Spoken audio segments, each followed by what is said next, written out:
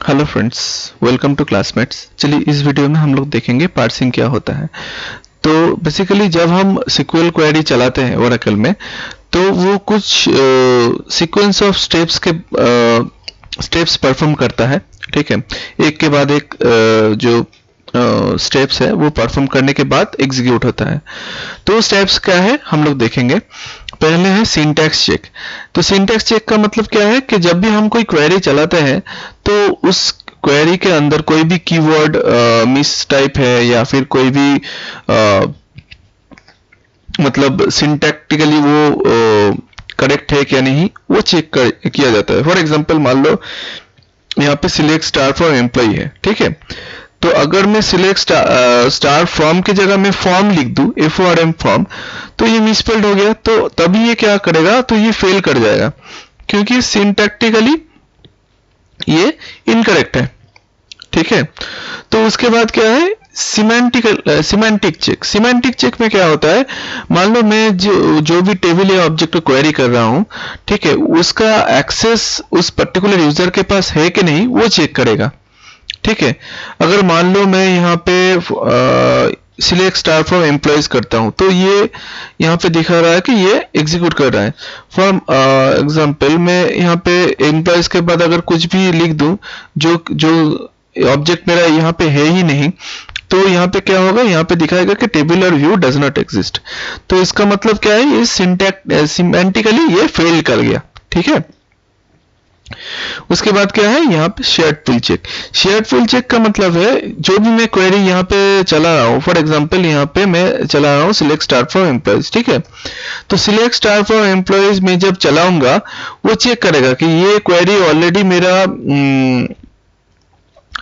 Shared pool के अंदर है कि नहीं। ठीक है, तो अगर शेयर्ड पूल के अंदर है, यहाँ पे ध्यान देना शेयर्ड पूल में बोल रहा हूँ। ठीक है,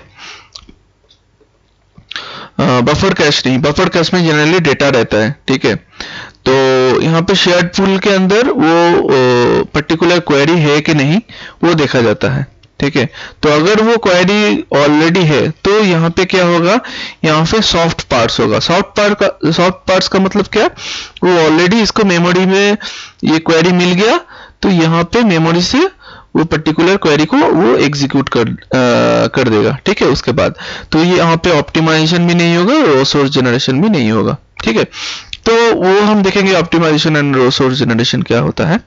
तो फिलहाल यहाँ पे अगर ये इसको मेमोरी में मिल गया ये पर्टिकुलर क्वेरी को, तो वो सॉफ्ट पार्ट्स कर देगा। ठीक है, तो अगर ये यहाँ पे मेमोरी के अंदर ये पर्टिकुलर क्वेरी नहीं है तो क्या होगा, तो तब यहाँ पे होगा ऑप्टिमाइजेशन। ऑप्टिमाइजेशन क्या होता है, ऑप्टिमाइजेशन में चेक किया जाता है कि जो भी मेरा यहाँ पे क्वेरी में एग्जीक्यूट कर रहा हूँ उसका पर्टिकुलर कॉस्ट कितना है। ठीक है, तो जो भी मेरा यहाँ पे कॉस्ट आएगा, फॉर एग्जांपल यहाँ पे आप देख सकते हो कि मेरा एक्सप्लेन प्लान, तो यहाँ पे दिखा रहा है कि मेरा कॉस्ट 3 है। ठीक है, तो यहाँ पे जो भी मैं यहाँ पे plan as per the plan, वो जो भी जिस प्लान से भी मैं इसको एग्जीक्यूट करूंगा, और मान लो मेरा मल्टीपल प्लान है तो मल्टीपल प्लान का मल्टीपल कॉस्ट आएगा। ठीक है, तो मैं यहाँ पे अभी के लिए यहाँ पे एक ही प्लान जो है, ठीक है, तो उसका कॉस्ट है 3।